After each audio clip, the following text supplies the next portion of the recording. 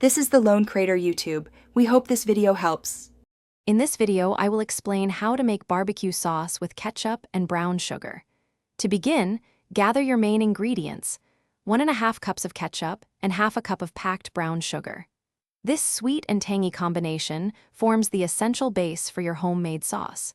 Make sure to pack the brown sugar firmly into your measuring cup for the best consistency and flavor balance.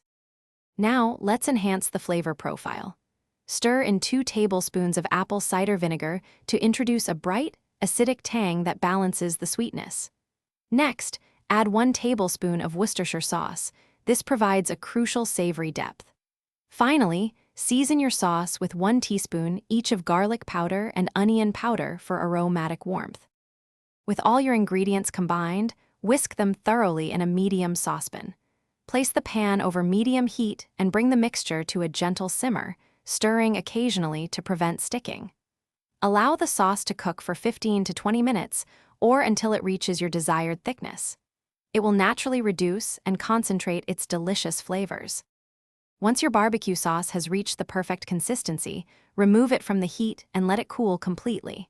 Transfer the cooled sauce to an airtight container and refrigerate it for up to 2 weeks. This versatile sauce is perfect for ribs, chicken, or as a dipping sauce. For more great deals, including the Echo Dot smart speaker, check out the links in the description below. Enjoy your delicious homemade creation. Thanks for watching. Consider subscribing if we helped you.